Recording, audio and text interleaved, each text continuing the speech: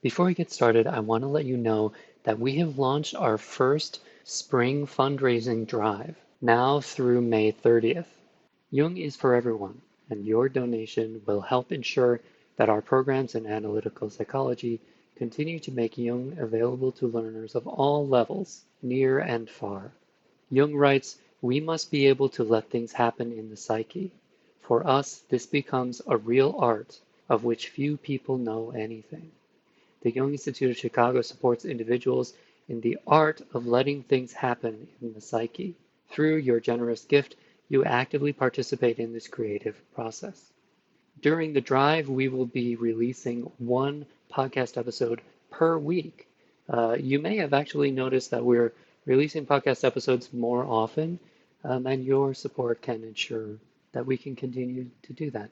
To make a donation, just click the link in the show notes or go to jungchicago.org/give. I also want to remind everybody that the Jungian Psychotherapy Program and Jungian Studies Program are open for enrollment. So if you want to learn more about the program and perhaps fill out the application form, just visit our website, jungchicago.org.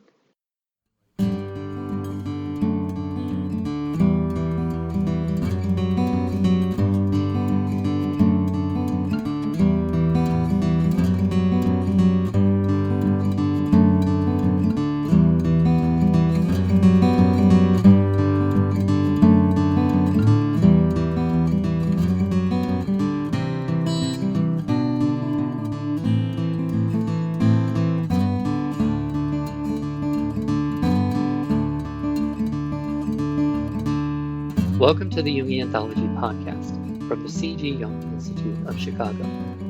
Cosmos as Myth and Human Possibility with Robert Moore, Ph.D. This episode is the first session of the series Cosmos as Myth and Human Possibility. From the series description, more and more people are beginning to raise the question of whether it is realistic to hope for the continued viability of our home planet. Jungian analyst and author Robert Moore leads a workshop examining the cross-cultural mythology of the struggle for cosmos, for a just and peaceful world order, a struggle that has fascinated our forebears for thousands of years. In addition to analyzing the central characteristics of the mythology of cosmos, this workshop examines the ties between selfhood and world-making, inner work and outer engagement, personal dreaming, and the world future. It concludes with a reflection on the significance of this mythology for our contemporary efforts to envision a viable human and humane future in a sustainable ecological environment. It was recorded in 1993. There's a link to the complete series in the show notes. Robert Moore, PhD, was Distinguished Service Professor of Psychology, Psychoanalysis, and Spirituality in the Graduate Center of the Chicago Theological Seminary, where he was the founding director of the new Institute for Advanced Studies in Spirituality and Wellness. He served as training analyst at the C.G. Jung Institute of Chicago and was director of research for the Institute for Integrative Psychoanalysis and Psychotherapy and the Chicago Center for Integrative Psychotherapy. Author and editor of numerous books which are listed in the show notes, also available on our website. Before we get to the lecture, I want to read a few more submissions from our listeners. John from the United States says, underwent Jungian analysis starting in 2009, age 48, after an emotionally overwhelming and irrational event upended my life. I use the podcast search engine to find Jungian podcasts. I'm looking for insight into myself. JHW from the UK and South Africa says, life changes started 6 years ago. Started listening to this Jungian Life and your podcast around the same time. Been doing transpersonal therapy in UK for 2 years. The best things I've done for myself. Gone back to school and want to find time to learn more every day. I'm listening to my subconscious and dreams. Beautiful development, grateful and blessed. If you would like us to know a little bit about you, just click the link in the show notes and I'll read your submission on the podcast. You can support this free podcast by making a donation, becoming a member of the Institute, or making a purchase in our online store. Your support enables us to provide free and low-cost educational resources to all. Now, let's get to the lecture.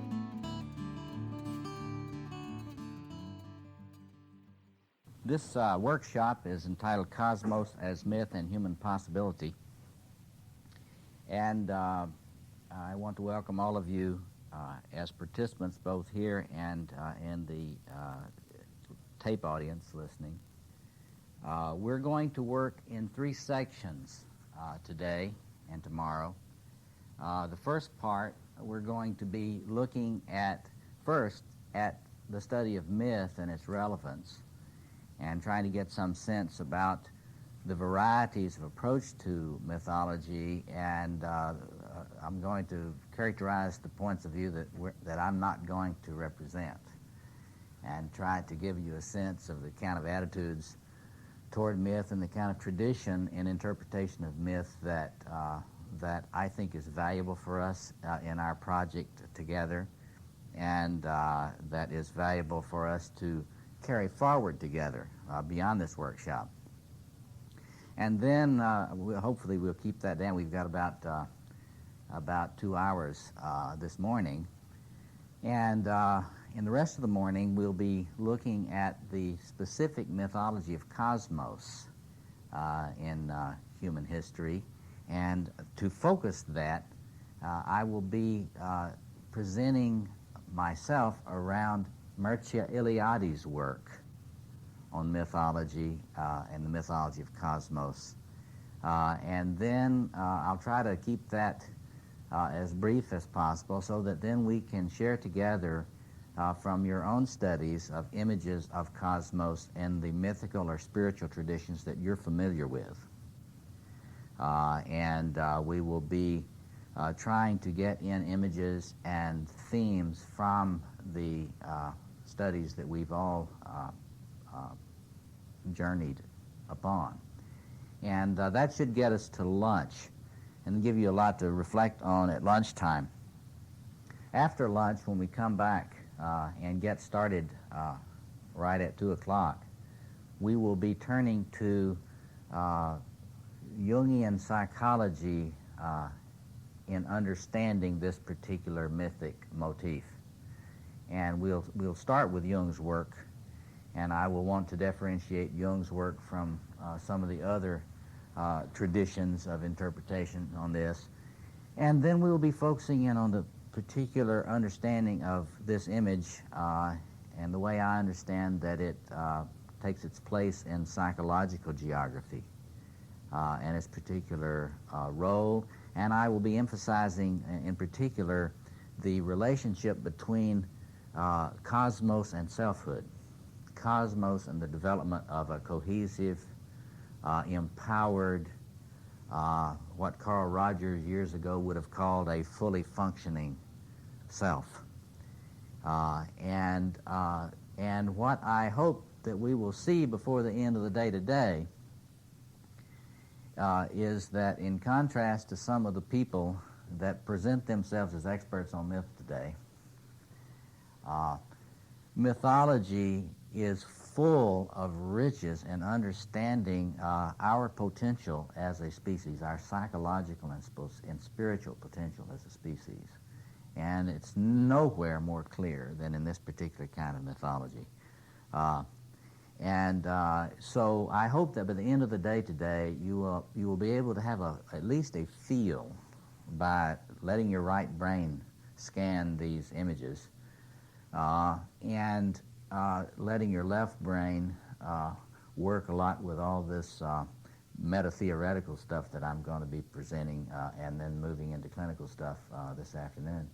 But so today's schedule is full of looking at the mythic image and then trying to get serious about a psychology of this. And I want us to save tomorrow from 10 to 1 for us to shift gears from the inner work kind of perspective and to look at this as an image for what is possible for us as a species in the context of our public responsibilities and the ecological challenges we face and the political challenges we face and the what is very probably the greatest problem of all is that when people start facing the size of the dragon, the cynicism and nihilism which almost immediately follows, and the loss of energy and loss of will which follows. I mean, it's one thing to get into denial about evil and maintain your energy, but it's quite another thing to face the size of the crisis which we face on so many fronts and still maintain your energy, direction, and commitment toward establishing the reality that is imaged in these mythic images. So we'll have an overnight to be reflecting, and we'll think together before we stop today about some questions that we should address tomorrow. And I'll be looking forward to hearing your input. So let me, if that's all right with you, then let's jump in, and I will go through this that's on the board as rapidly as I can to save us some time for some sharing. Let me just begin by saying that being persons interested in Jungian approaches to mythology, that this puts you in a kind of a small minority of persons, although it's quite clear that a lot of people are gaining an interest in this as the obvious bankruptcy of many other points of view becomes more and more evident. Still, people that are, first of all, really capable of valuing Jung's work on the one hand, and secondly, really realizing that there may be something in ancient wisdom that is worth our mining today. The commitment to those two ideas puts you in a unfortunately rather small minority. And let me just say, for those of you that are not familiar with academic trends about these topics, let me just, for a moment, talk about them. Under the title, The Trivialization of Myth, the unfortunate thing is, it's a matter of consumerism and intellectual things. The unfortunate thing is there are a lot of people with big credentials, degrees from very impressive places, who use their intellects, in fact, to destroy mythology, or at the very least to make it so trivial in significance that only the most pedantic of specialists in special careers in certain forms of Asian studies or comparative religions or something would be interested in it. Let me give you an example of this. I mean, if you look at the bibliographies provided in the American Academy of Religion meetings, you will find many sections of discussions on mythology. And what these usually are discussions of different theories of interpretation of mythology. And there's an enormous spectrum of these things, and the trends today is toward emphasizing how these mythologies are simply specific to particular tribal, regional locations. It is not at all politically or intellectually acceptable today to talk about the ways in which human mythology may reflect common human themes that are consistent across the species. In fact, the amazing thing today is that it is not politically or intellectually correct in even the most prestigious academic circles to talk about the human species as a species. The emphasis in the so-called postmodern movements and the so-called deconstructionist movements is to so radically atomize and tribalize particular mythic traditions that you never can emphasize what I want to emphasize, that is, mythology is human-animal behavior. That is, I am on the other end of the stick from the dominant academic point of view. And let me say that fellow Hyde Parker, Wendy Doniger, probably represents the other end of the stick from me. And while she's been superficially associated with Jungians and in conferences with Joseph Campbell, that is a totally misleading association. Wendy Doniger is a prime example of the kind of trivialization of human mythology that I think is really abysmal. And I want to say that if you read her work, she's a very smart person. But here's one of the things we need to get clear. Being smart does not mean that one is valuing a lot of the meaning that is in a particular tradition or area of study. Some of the smartest people in the world today are using their intelligence to destroy meaning. And so let me just say that not only are these people emphasizing that different racial groups, different ethnic groups have very little in common in their tribal meanings. They take people like Campbell, Joseph Campbell, and Mircea Eliade and ridicule them. Why? Fundamentally because they emphasize the human continuity of the insights of human mythology. So you and I need to understand today what tradition my presentation and the context that I'm going to try to present stands in. What is the tradition that I stand in? And it is not of those today that are simply saying that all of these traditions are atomistic and tribal, and you really can't say that there's anything paralleling between an African tribal myth and a North European tribal myth or a South American tribal myth. See? So in other words, to focus this, you need to look at the recent attacks on Joseph Campbell that have come out. I mean, the amazing, incredible, what I conceive to be fundamentally envy attacks on Joseph Campbell to destroy any kind of appreciation for his enormous contribution to the study of mythology. Eliade is less well known in the culture as a whole, but he has got his enormous detractors as well. There's an amazing thing that they try to do to these men as well as Jung.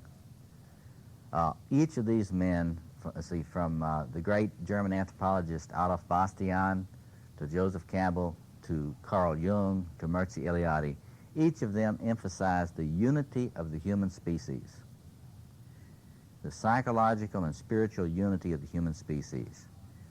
And each of them have recently come under attack for having their thought allegedly serve tribal, fascist, neo-Nazi interest. To me, that is an amazing missing of the central point. These persons are the main tradition which emphasizes non-racist, human mythology. So, I mean, it's important for us to get that clear and on the table at the beginning, because I want publicly to associate myself with that tradition, believing that we human beings are the species which mythologizes. We all do it. And when we don't think we're doing it, we are doing it in the most archaic of ways. So, in other words, if we are not valuing and participating in communal mythologies then we're probably possessed by a personal one, personal mythology. So anyway, that's a context. So I would like to just begin, though, in terms of our reflection on this, before I get into laying out Eliade's take on cosmos mythology. I would like to. Most of you have studied Campbell and his approach to mythology, and let me just before leaving Joseph Campbell, who I want to honor greatly his memory. Let's just ask you to say, what did Campbell believe was the reason we ought to be studying mythology together? You probably saw the Power of Myth series on television, some of those things. Can you just lift up some of the basic ideas that Campbell felt was an impetus for us to study mythology? Anybody? Yes? Not any one tradition had the bottom line. Right. Not any one tradition had the bottom line or the sole truth.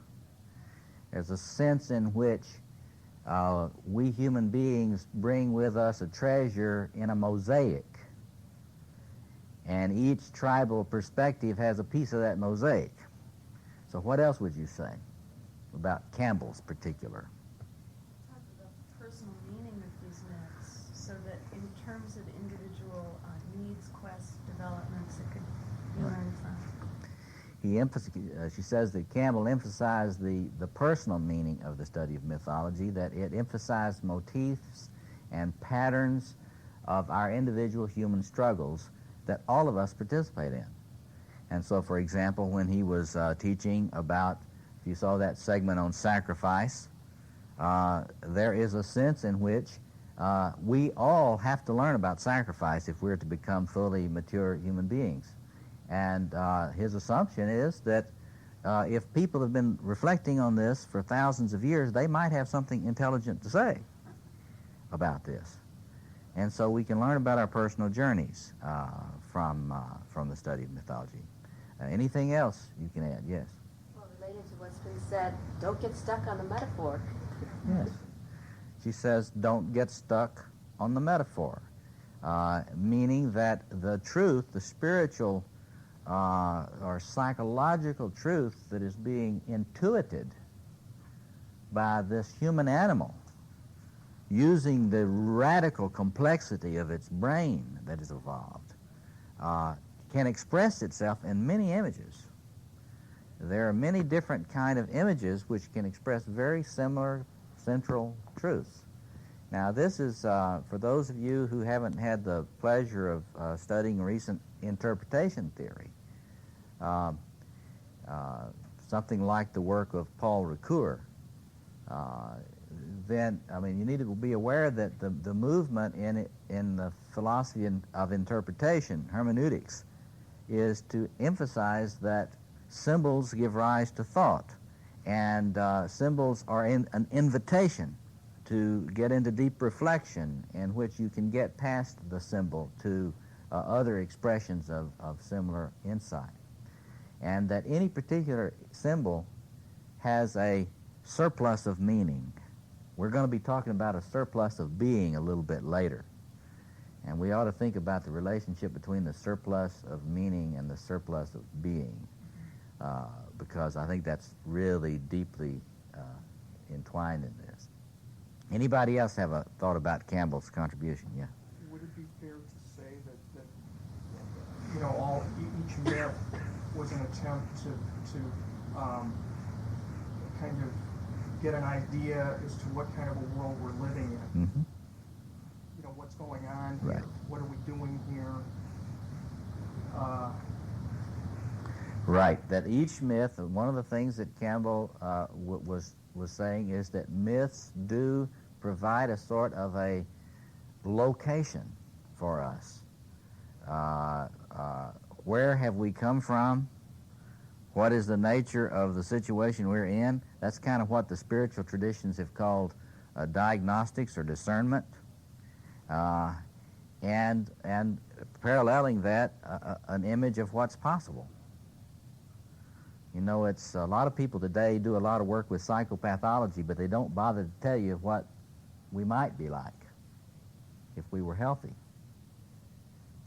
So the myth, according to what you're saying, it gave an assessment of the present and the situation, but in terms of the mythology we're looking at today, it also imaged what healthy people might do together. Yes. This is maybe reiterating something that's made clear in your work as well as in all that we said, but that when we read, or it seemed when Campbell spoke, and the energy of Campbell was of adding value to the human Yes. as a human, and that we were never alone. Yes. He says that one of the main things that he sees in it was that it was Campbell's gift in his teaching about myth to do it in such a way that you could see the way that the study of mythology heightened our sense of our own significance and worth. Now that is really important, and I want you to just bracket that and hold that for the whole weekend, because that's related to the surplus of being and the surplus of meaning. It's related to, remind me if I don't come back to it this morning, automatically remind me somebody to bring up the way this relates to Gnosticism, because there is a Gnostic parallel to this about fullness, sense of fullness. So Campbell knew from his own studies and the effect of them on his life the role of myth in helping us to raise our sense of personal significance. Now, this is so important especially for what we're going to talk about tomorrow. Because here's the thing. If you don't feel extremely significant and important, you are not going to do any decisive work for the future of the planet, or for the future of your community, or the future of your city. One of the things that we see all over everywhere now is how immobilized people are. Now, you can be immobilized by a sense of your significance. Don't get me wrong. I mean, if you get kind of mainlining, shooting up with grandiosity, that can make you have insomnia, and you can be immobilized and have to drink a lot of booze or take a lot of dope to calm down. So that's another way of becoming immobilized.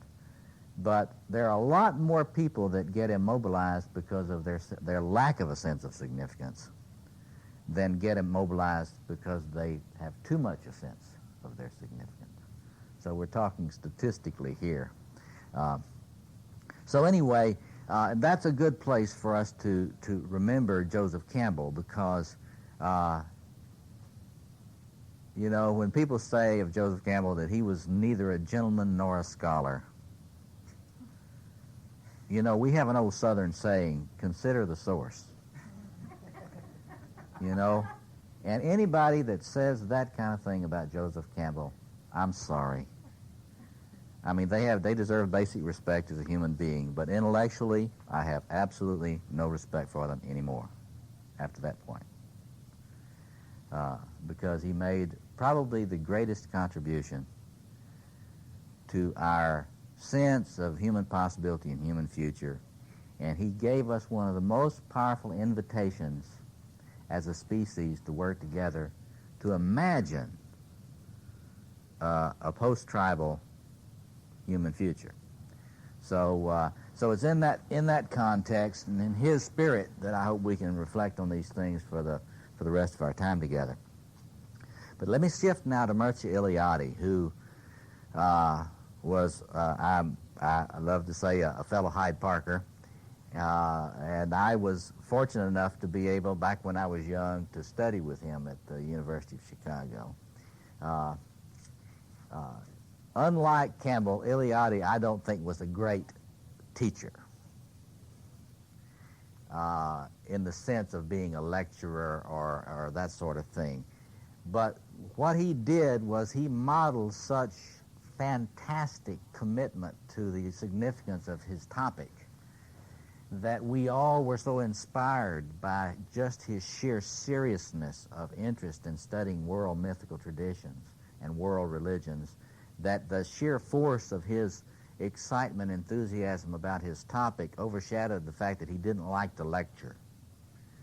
and he didn't really like to bother with students too much, you know. He was a classic magician, in my view, you know. I mean, like, just don't bother me with students. Let me get down to my text, you know. But in any case, he, in my view, is probably one of the most neglected sources for us today. He left an enormous legacy, and I want to invite all of you in the years to come to start getting into Eliade's work and prepare yourself for the kind of careful cataloging of records about archaic traditional cultures that if you don't know what you're doing, you may get really bored really fast. But if you know what you're doing, you will maintain your interest. And if you approach Eliade as a resource for getting you back to our records of the ritual and mythic practices of what he called homo religiosus, religious human beings, then you won't get bored so easily, and you'll find his work, his many, many, many books, to be a tremendous resource. I think if somebody wants really to be a Jungian in a serious way today, they need to use Eliade as a real soul brother on the journey of studies, because he has done so much work that you and I don't have the time to do, to collect this stuff, and he's presented it to us in a useful way. Look, for example, let me give you some references on important books for you to look at of Eliade's, just to get into it. You should read his book, The Sacred and the Profane. It's a good introduction to his understanding of the experience of pre-modern human beings. And he has many others. There is a 2-volume reader that you can probably get in the libraries. I'm trying to get reprinted now. I'm trying to get them to bring it back out. It's out of print, but it's called Myth, Rites, and Symbols. And it is just an edited compendium of his work. He edited a thing called From Primitives to Zen, and they've brought that out in another series, and all of those are available from the University of Chicago Press, and the Jung Institute bookstore can get you any of those works that you need. So, just to say that there's this enormous body of work. Most people don't touch it anymore, unfortunately. And one of my agendas for the wider Jungian community is for us to use Eliade to get us more deeply into a sense of the experience of tribal human beings as they looked at the sacred. So let me just leave you with that invitation. Now, let me just start for a moment with Eliade's general understanding of the importance of myth, and then we'll get into the specific emphasis on the concept of cosmos. Why don't I talk a little bit about the general understanding of myth in Eliade, and then we'll take a stretch break, and then we'll come back and focus on cosmos. Eliade believed that myth was an account of the human experience of the sacred in its purest forms. In other words, one of the things that Eliade believed is that the further you go in traditions, a lot of the time you get much farther away from the descriptions of the pure experience of the eruption of the sacred. So what I need to do is to give you a little bit of a sense of Eliade's description of the eruption of the sacred into human experience. That's what he tries to talk about in that book, The Sacred and the Profane. But what you got to get a feel for is that Eliade believed that for archaic tribal human beings, there was a clear distinction between ordinary experiencing and an experience of the sacred coming into their lives. That this encounter with the sacred was clear, that when it happened there wasn't any doubt about it, and that you have to understand this experience of the sacred and the what they call in academic circles the phenomenology of the sacred. You have to have a sense of that before you can get any sense of the understanding of myth. So there's a direct tie between understanding myth and the encounter with the sacred. So now I want you to hold this in your mind. This afternoon we're going to be talking about the encounter, the Jungian concept of the encounter with the self, with a big S. And remind me to talk about the transcendent function in this context, the Jung's concept of the transcendent function, because that's a psychological way of talking about the encounter with the sacred that we reflect on in mythical terms. What did Eliade believe was included in this experience of the encounter with the sacred? Well, first of all, it was a definite break into your ordinary day-to-day historical life experience. In other words, you could tell the difference between an encounter with the sacred and, washing the dishes. I mean, this is not one of those points of view that, well, everything is sacred,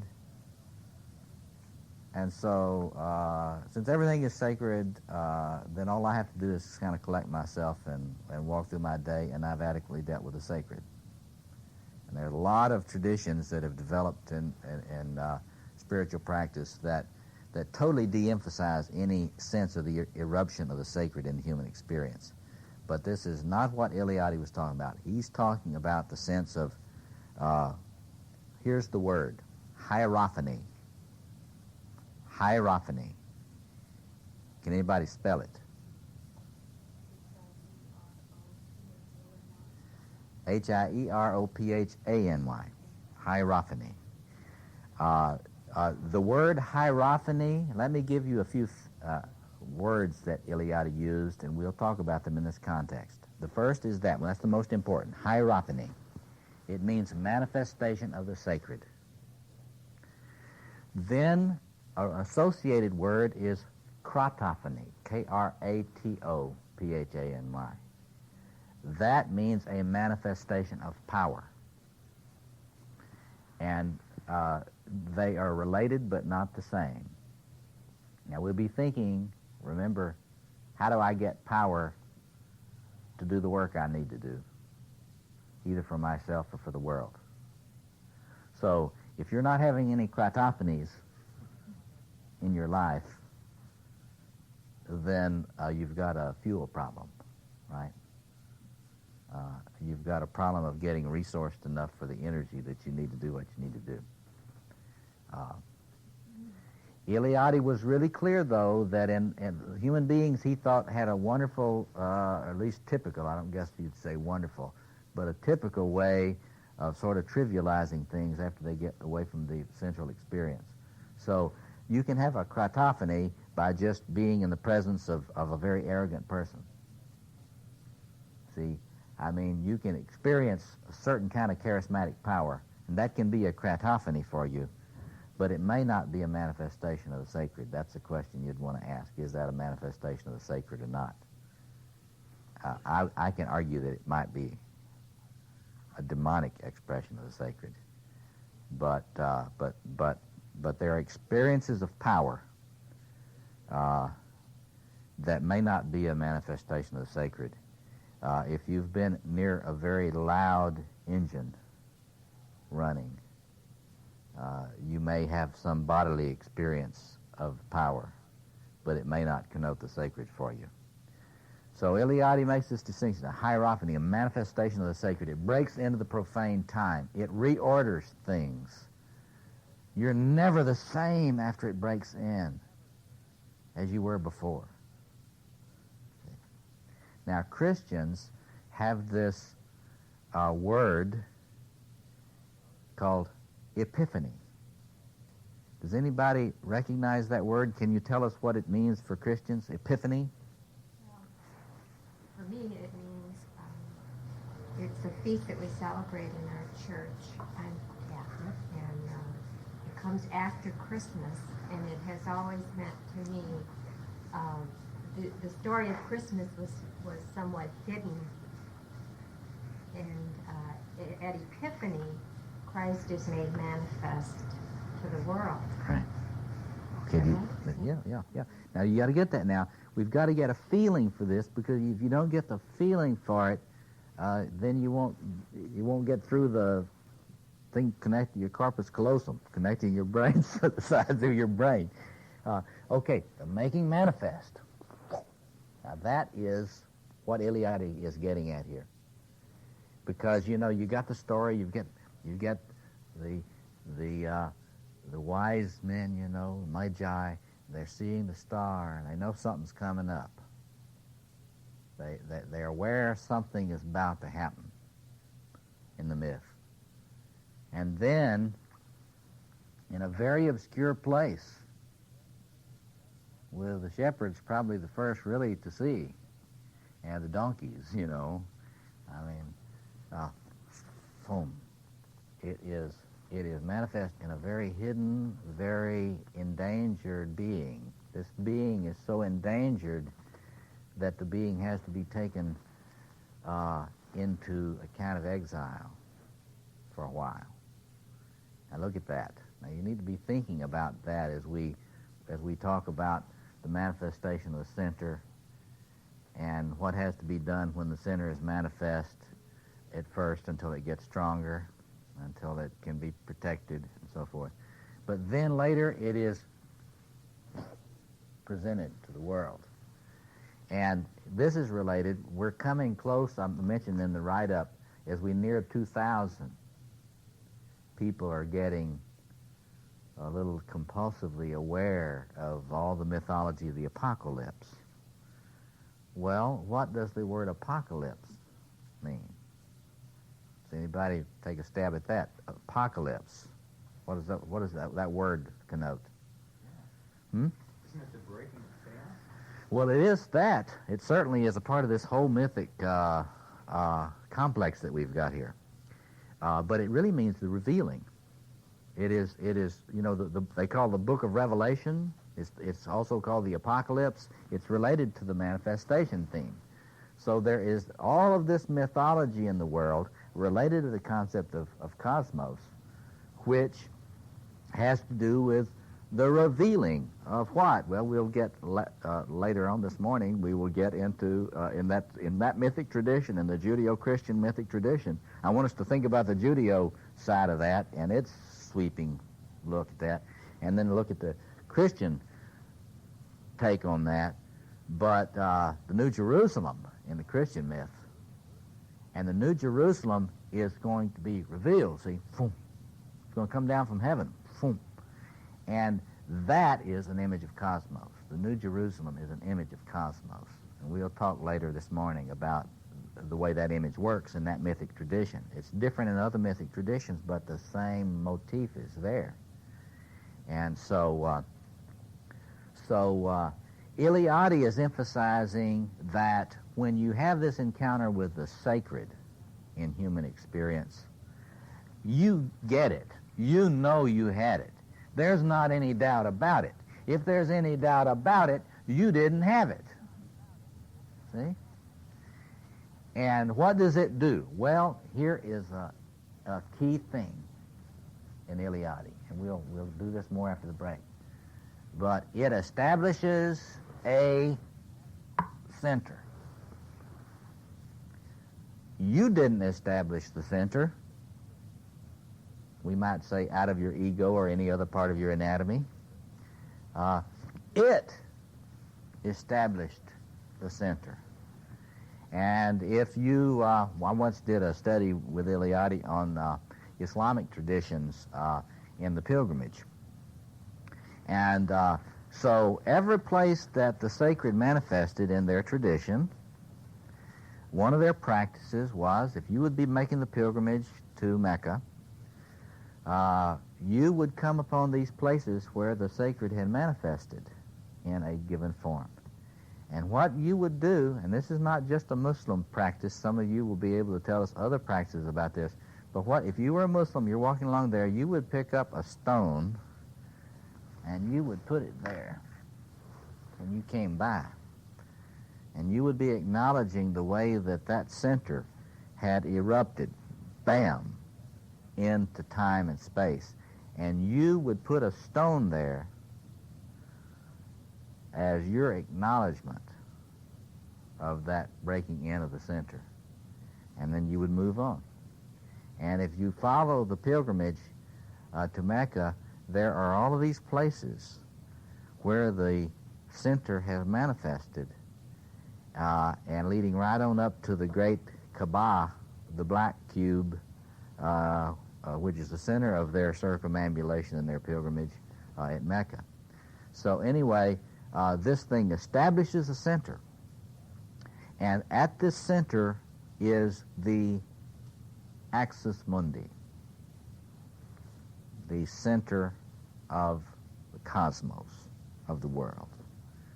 It is the connecting point with, as Eliade puts it, the beginning. It is the connecting point with the creative forces that originated all the worlds. Now, in my workshop that I did on creation mythology, we talked a lot about that, and we can reiterate some of that after our break.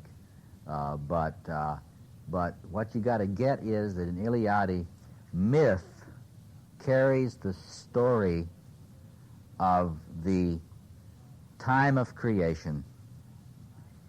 It recounts the time when the connection with being, with a capital B, was clear. And the source of energy was not endangered or weak.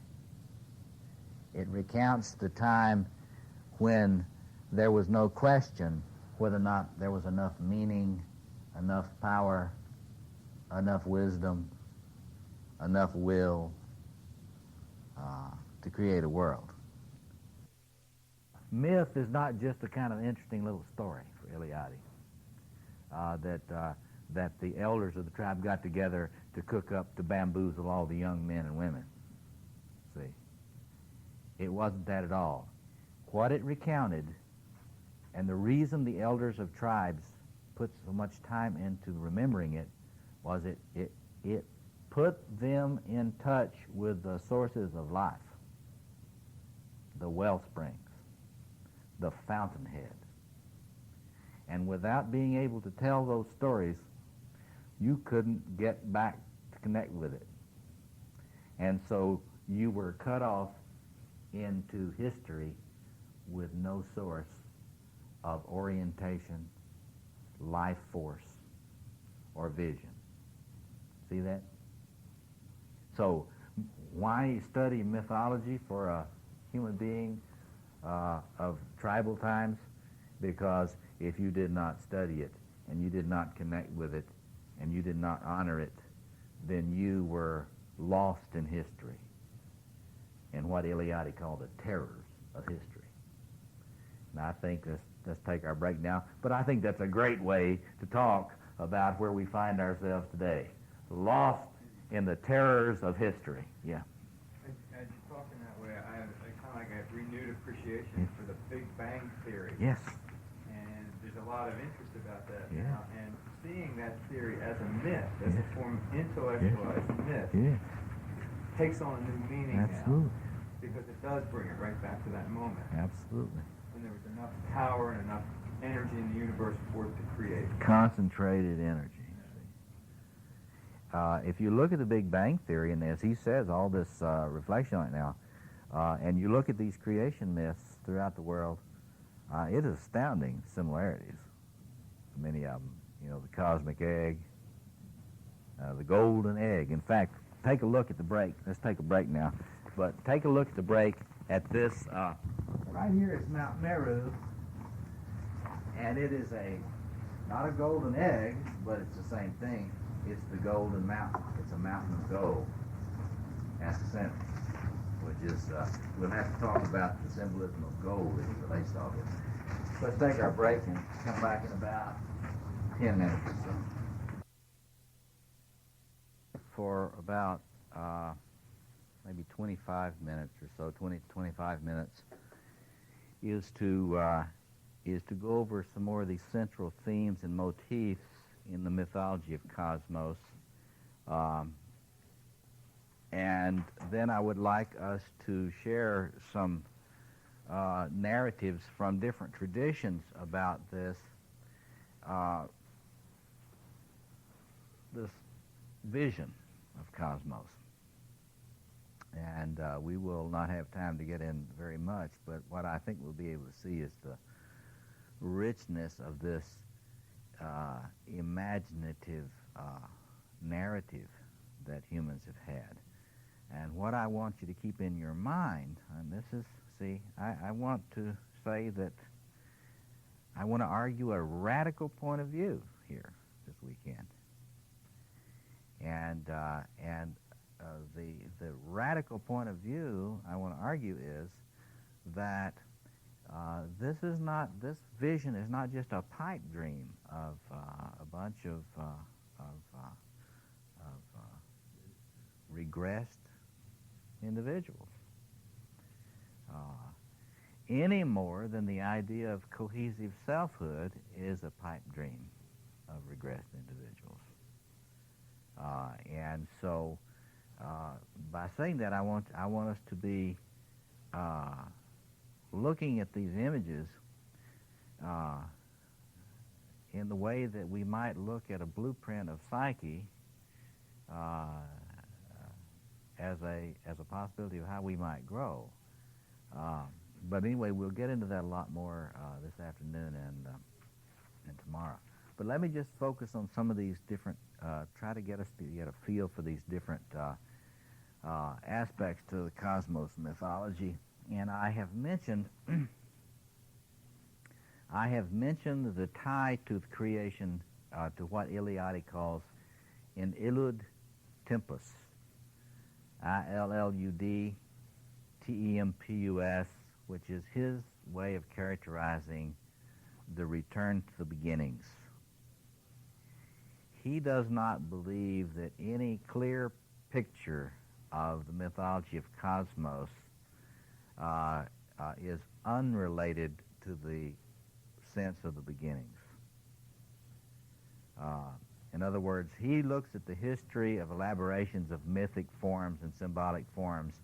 And for example, one of the things he'd say about folk tales and fairy tales and sagas and things like that, he thinks that throughout history what you get is a gradual sort of moving away from clarity about the sacred origins. But if you have an eye to see the cosmogonic, that's the word, the creation, the origin mythology, if you have an eye to see it, you will see the traces of it in a lot of folklore and a lot of fairy tales. But he really believes that the key to understanding mythology of cosmos is in looking back to this unbelievably full time of the beginnings. So that is a key to his understanding of myth. Once you get clear that Eliade is going to see that telling myths point you back to the, as the Aborigines would say, to the dream time. And why? Because that's when the energy was concentrated. That's when the power was fully present. That's when creativity was so focused that it could achieve the origination of things as they should be. Now, I've mentioned the importance of the center, and I really want to underline the concept of the center and put it in italics, bold relief, because the mythology of cosmos cannot be understood without a sense of the mythology of the center with a capital C. Now, we could do a whole bunch of workshops and courses just on the center and all the mythology and theory about the center and everything, but this afternoon we'll think about it in relationship to psychology, the idea of a center in the psyche. And the radical way that you have to differentiate between psychologies on where they put the center. Or you could ask it this way: is there a center in this psychology or this approach to psychology? Many of them don't even have a concept of center. Many of them think that the idea of a center is somehow regressive or fundamentalistic or some other way not really very positive idea. That's increasingly the trend today, to think that fantasies of the center are fascist. See? Amazing. But anyway, so this idea of the center is key, and we'll talk about it in psychology this afternoon, but in mythology, we've got to get look at the way these things are centered. And if you study comparative mythology, you see enormous variations on the theme of the center out there. One of these days I ought to teach a workshop or a course on pilgrimage, phenomenology and psychology of pilgrimage, because that's a study of the centers out there and going to the center out there. If you've ever been on a pilgrimage, most of the people here today have been on a pilgrimage of some kind. And a pilgrimage is very simply a journey to the center out there, not in here. It's experienced as outside the ego, shall we say. And this is the reason for pilgrimage. This is the unconscious basis for all pilgrimage phenomena. There is the human intuition that if I am to be renewed, I must find the center. What center? The center. Which one is that? It is the center of cosmos. It is the one talked about in cosmos mythology. Why do I have to find the center in order to be renewed? Somebody, if you stay with this Iliadi frame. Why would you need to find the center to be renewed? Is the eternal fount? It's the eternal fount. It's the eternal fount of what? Everything. All right order, all right empowerment, all right energy. It is, in a sense, the place where the Tao is expressed most clearly. It's where the Mat, the law of God in Egypt, is expressed most clearly, where Torah is expressed most clearly in Jewish tradition. It is the Holy of Holies. It is the temple in Jerusalem before the destruction of the temple. So it is the Kaaba in Islam. See? And you go there. To what? It's also somehow active and yet not. It is a still point. There is a peace and quiet at the center. There is no anxiety at the center. See? You read the T.S. Eliot stuff about the center cannot hold. See? This is related to this cosmos mythology. And T.S. Eliot was a poet that picked up on the way in which modern people have a very hard time even imagining a center. See? Much less finding it. See? In themselves or in other folks.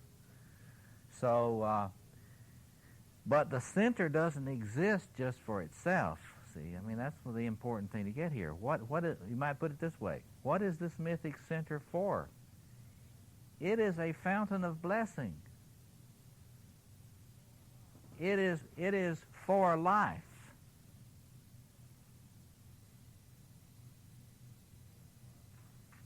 It is for abundant life and blessing. And the individual is acknowledging that, this is not me. I mean, I don't control this thing.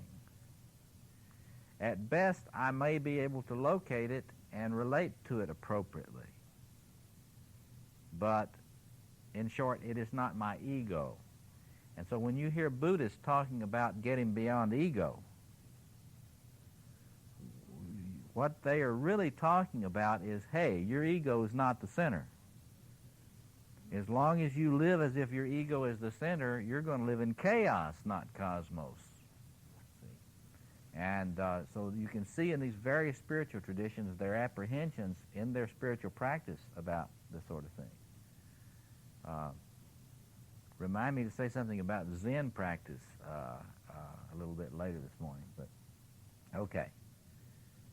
But the center is characterized, as I mentioned earlier, by a surplus of being. Eliade makes this clear. Why do tribal peoples, why are they so preoccupied with that? Because there are not very many places in the world, in their view, where there's enough being. It's not that there's a whole bunch of places where there's more than enough being. Now, this will be easy for us to connect with psychologically this afternoon. I mean, what is depression? It's the experience of there not being enough being. And so the tribal peoples were very clear about this. Look, well, wow, going through the days, it's very clear that there is scarcity. And scarcity in many, many ways. But they did not have a sense of being lost from a center which was the navel of the world, through which flowed this energy, the nectar of the gods, the milk of the gods, the soma of the gods, and so on. And so you get that sense of what the Gnostics called the pleroma, fullness, breaking in. That is a much understudied concept. I'm glad the Jung Institute is going to be doing a conference on Gnosticism next year sometime. Murray Stein has been doing some work with that sort of thing and sponsoring some conferences that will be looking at these Gnostic traditions. But among the Gnostic concepts is this sense of the pleroma, the fullness of being that is behind the world of appearance. And it's directly related to this mythology of cosmos.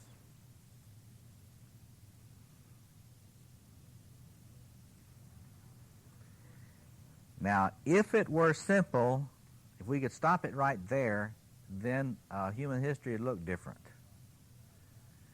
But Eliade is constantly characterizing this struggle of cosmos and history. He's got a book called Cosmos and History, which is an important book to look at. But he believes that it's been the historical experience of human beings that forever in our experience of life and time, there is a fall away from the center, a tendency to lose touch with it, and therefore a necessity to have divination techniques, all of these divination techniques that people have used throughout history to try to find connection with the center and the source. But it's not, in most of the mythology of cosmos, it's not merely just a sort of a running down of an engine or running out of energy that's going on. This is where we get to the issue of evil in cosmos. Because in most human traditions with regard to world, right order, there is a sense of evil is an active force, that there is a sense of agency operating to bring in chaos rather than cosmos, and to resist the formation of right order. And the reference that I like to give people on that is the book by Forsyth, Forsyth, called The Old Enemy, which is a comparison of mythologies of the struggle of chaos and cosmos. Let me just say just a word about the current discussions of chaos. There are a lot of discussions of chaos today that, in relationship to chaos theory and the physical sciences and so forth, what you should not assume from that is that in most of human mythology that chaos is positive. It is not. It is not another word for liminality or the destructuring process preceding healthy change. There is a sense of destructive agency in mythic traditions with regard to cosmos. It's not something you want to get friendly and rub up against. In fact, if you're like me, you've got plenty chaos in your life. You don't need to try to be looking to befriend it because it's coming on. I had some painters come into my house this past week, and very shortly thereafter, I fell and hurt my ankle. Right? I mean, when your cosmos is disturbed by any kind of forces, we'll talk about that a little bit this afternoon. It's very interesting to watch how one little piece of disorder leads to another in your everyday life. We can have a little confession time this afternoon. I'm serious about that because I think we ought to share with each other things that you have noticed about the cosmosization in your life, how you try to evoke this sense of cosmos through ritual or spiritual practice, and what you have noticed about chaos breaking in to your life synchronistically. You may want to be thinking about that some, because if you reflect on this, you will notice patterns. Archaic people studied this carefully. They paid close attention to this. They didn't blow it off as a topic. They were very aware that chaos breeds chaos. And so when chaos manifested in one sector of their lives, they didn't just kind of shrug and go on. They paid attention to that, and they did things ritually to balance it. So we'll come back to that today.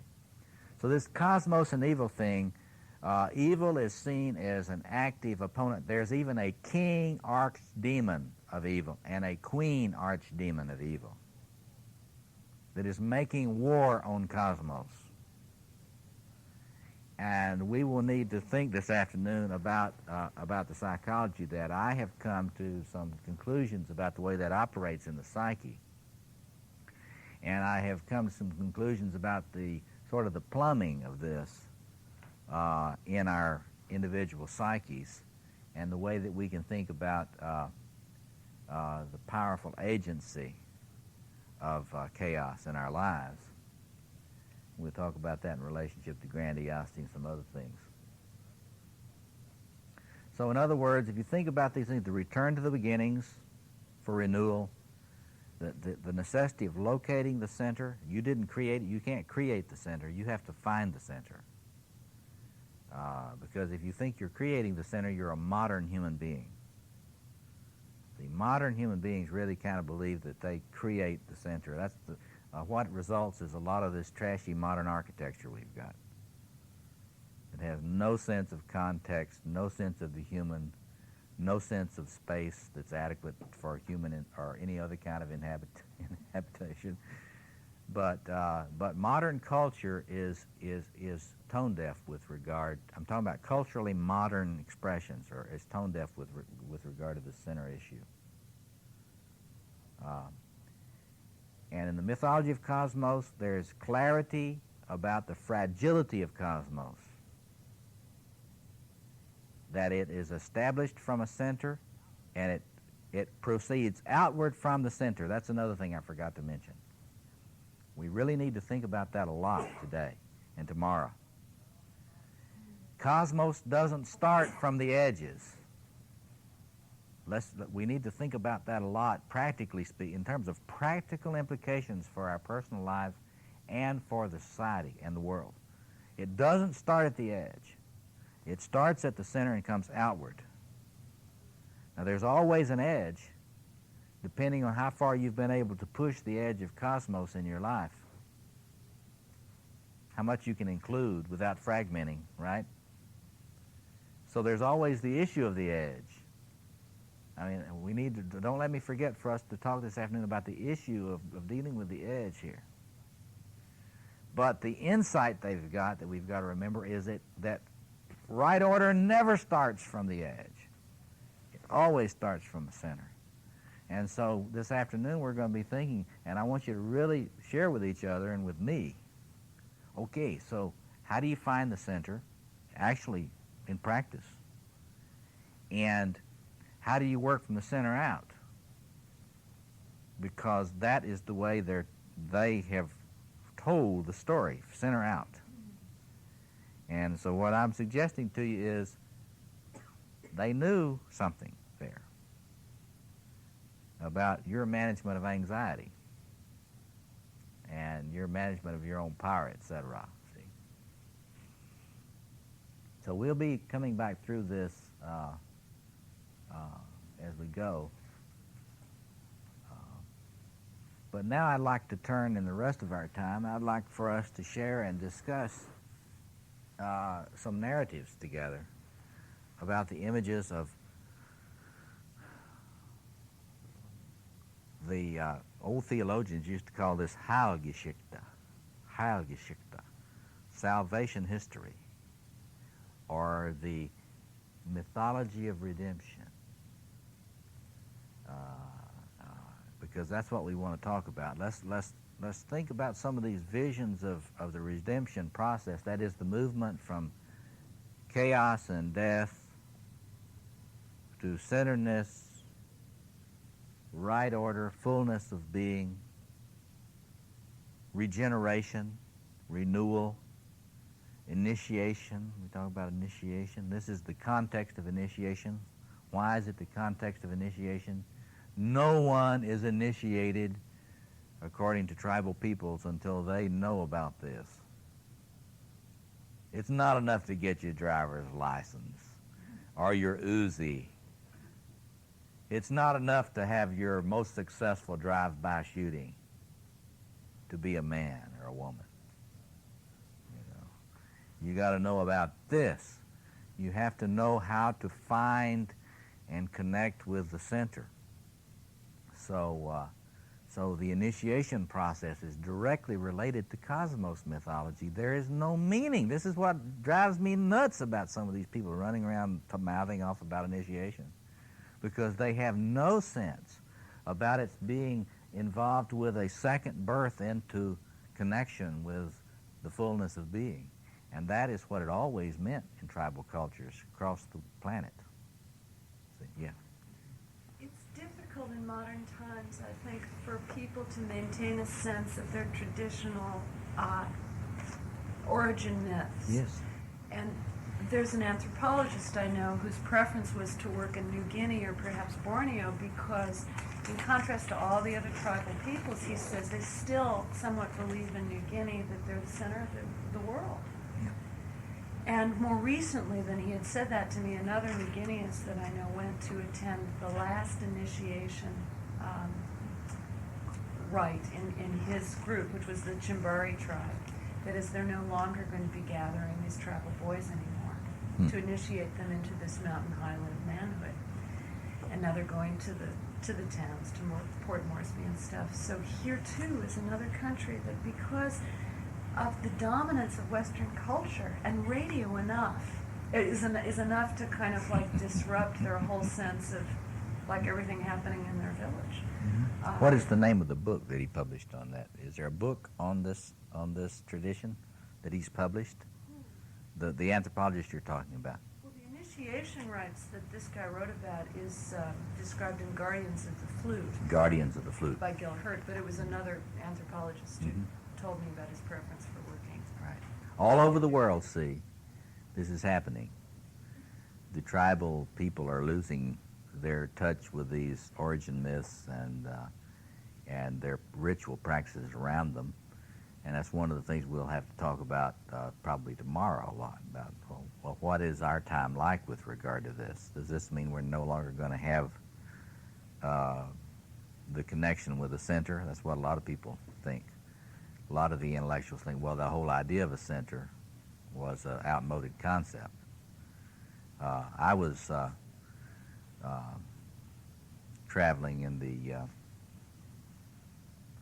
Borneo with the sea dayaks, and the same thing was happening there. And you go out to indigenous peoples around the world, you'll see the incredible devastation that has been brought about in their tribal experience through the encounter with radio and TV and cigarettes. I mean, the sea dayaks had been given cigarettes by our Westerners, and that was our contribution to their culture. The aspirations for mature manhood are totally dislodged. Yes, that's right. And what we're seeing now increasingly around the world, and here again we're anticipating tomorrow, is incredible social enemy and the rise of gang warfare throughout the world. Interestingly enough, it's not just a phenomenon in American cities. That throughout the world now, there is a incredible burgeoning of gang warfare, particularly among young males, but not just among them, as these tribal traditions disappear. So we'll have to address that. But let's get to your traditions now, because even if you're not participating in a ritual way in these traditions, there are images from these traditions that you've participated in or that you've studied that relate to this image of cosmos. And so let's hear the images that you've studied the most. What are they? What tradition are they from? And give us a vision. Give us the basic symbols of the vision of that tradition. Yes. I can speak very simply from the Greek Orthodox background. When I was a child and walked into the church, even though I didn't know any of the words or the sounds of the language, it was immediately apparent to me, just through seeing the symbols in front of me, the icons. The symbol of the cross is depicted in our Greek Orthodoxy as an equal cross. It's not just the cross of Christ. Looking at the eagle, looking at the mother image, which is a big image of Christ. More specifically, as I grew up and later would understand the liturgy, which is the term used for the Mass, when the Bible, or the Bible which is plated with gold, comes out of the, they call it the iconostasis, which is where they have the icons, heaven is represented back behind, Yes. and where the people are is the world. So the beauty of that is that when you watch, when they first start the service and you watch the Bible coming out from heaven and coming into the world, we all do our cross. Yeah. 3 times it represents that the light and the truth were coming to the people. So then in the Orthodox faith, there's not a lot, it's a 5th century, maybe even a 6th century phenomenon, because we don't just read out of books. In fact, we see that reading books is really taking away from the bigness of the experience. Get that? From the bigness of the experience. Now, see, that's really key. This is Go ahead. that you allow me to say it this way. That's The wonderful. thing about the senses, there's something to smell, the incense. There's something to taste, which is the communion. There's something to hear, the music, there is something, if you want to look at, you look at the icons. But as a child being brought into it, you can enter that experience immediately and don't even need to participate just by being in that atmosphere. You look around at people and you can get that. Now, one of the things that it was striking to me when I grew up was watching the marriage ceremony, because in the marriage, it's amazing. What I see too is that there's a lot of circles, and it's funny because... Just say something about the marriage ceremony in this context, Yes. because if they haven't been to one of the marriage ceremonies, they need to. Go ahead. Perfect. Yeah. This is great. The marriage ceremony has circles in it, and the circles, first of all, there's a table placed in the middle of the altar. In fact, the baptism is done in a circular vessel too, but I'll move to the marriage ceremony because it speaks about cosmos specifically. There is a table that is placed in the middle of this area where the people are, not where the iconostasis is or where you are behind the heaven part. And on that table are placed two wreaths, which the husband and wife will wear. They are in the shape of the circle. And there's a cup there and candle. And what is done is, as we chant and go around the table, the husband and wife at each station, there are prayers recited.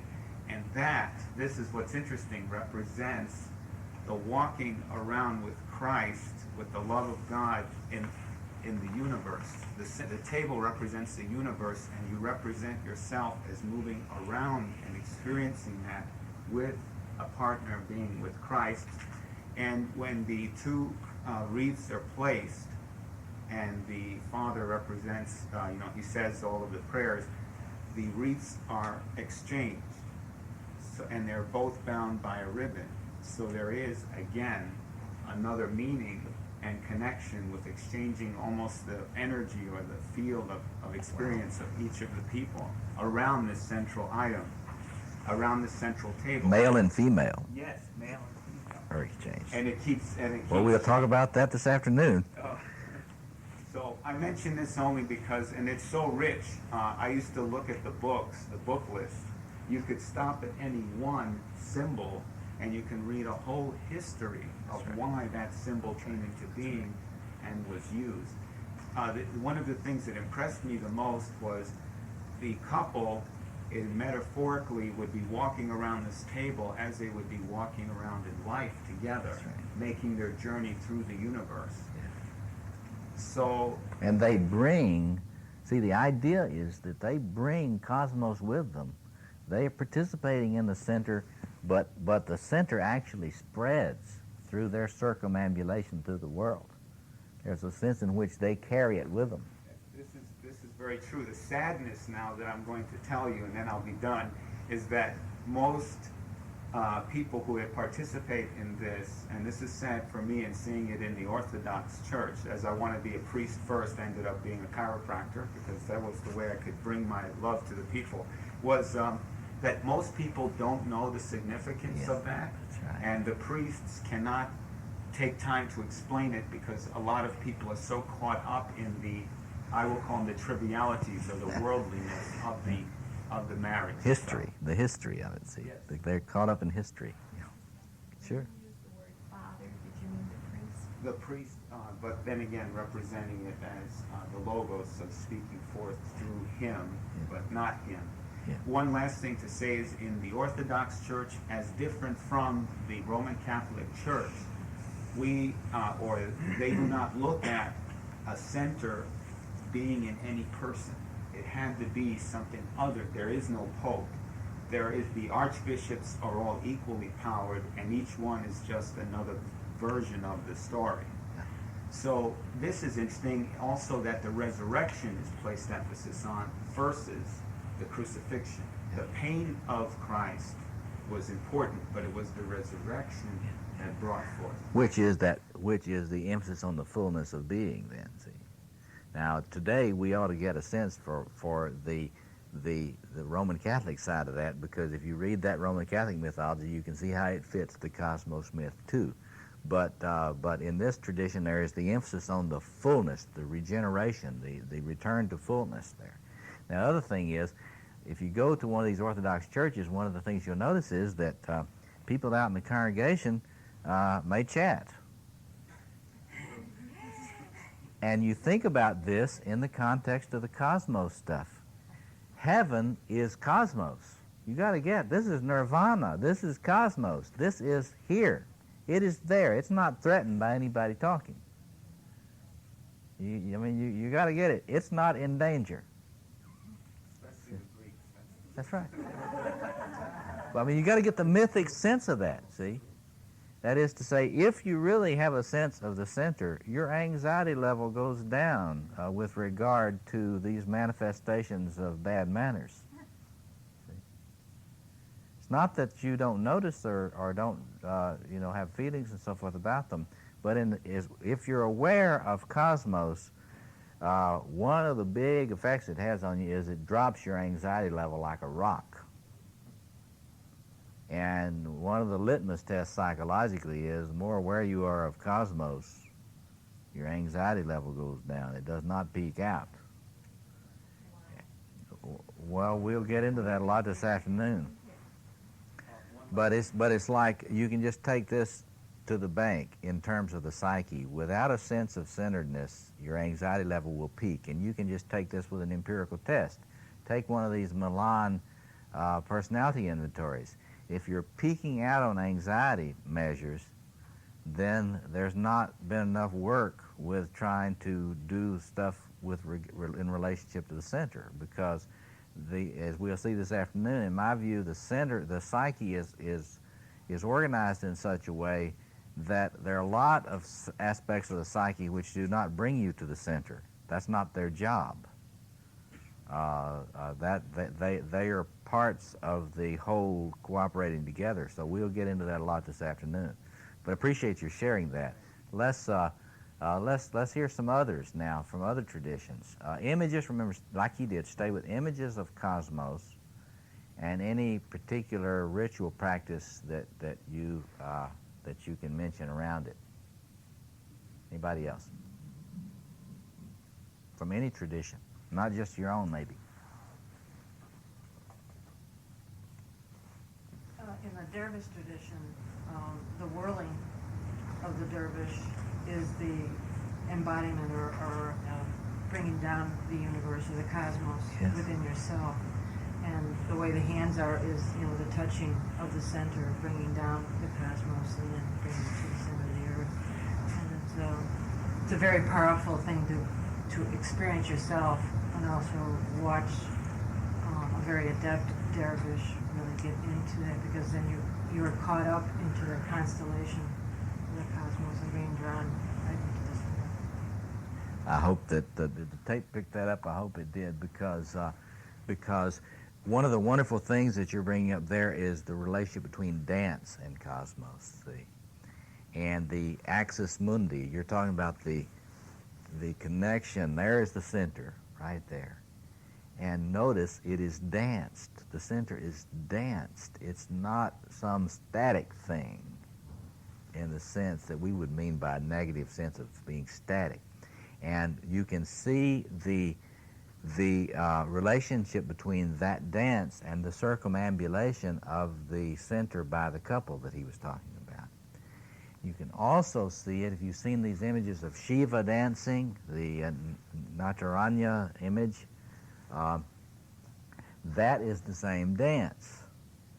And if you see for example, in Jewish tradition, David dancing before the ark as it comes into Jerusalem, there is a dancing of the movement to the center.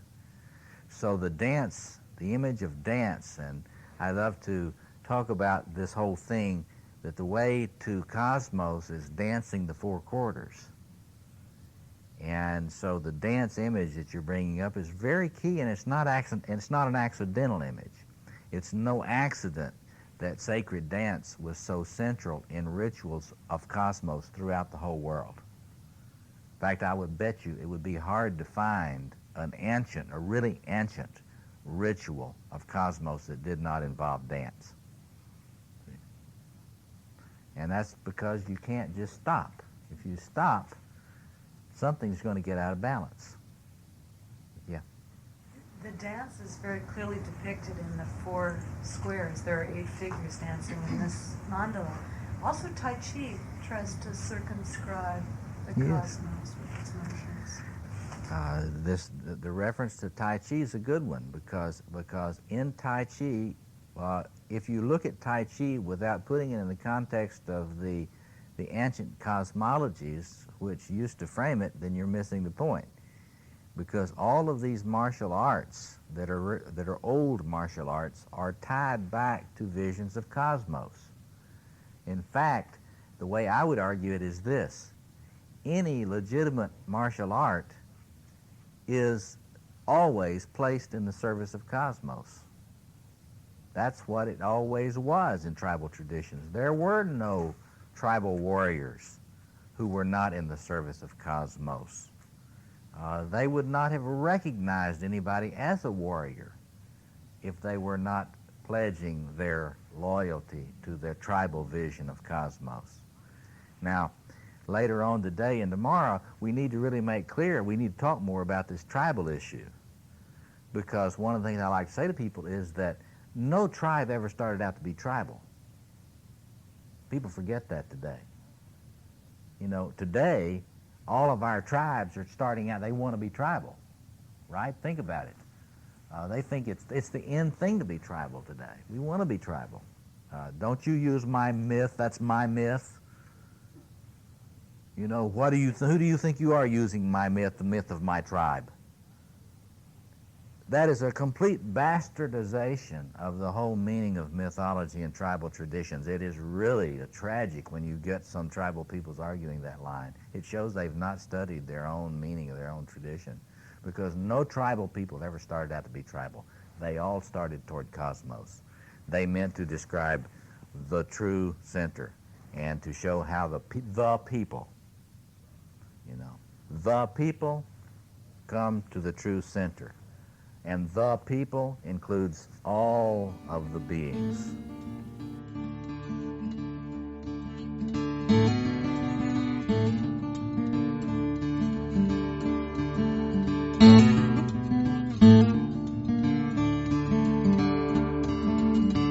This podcast is distributed under a Creative Commons Attribution, Non-Commercial, No Derivatives license.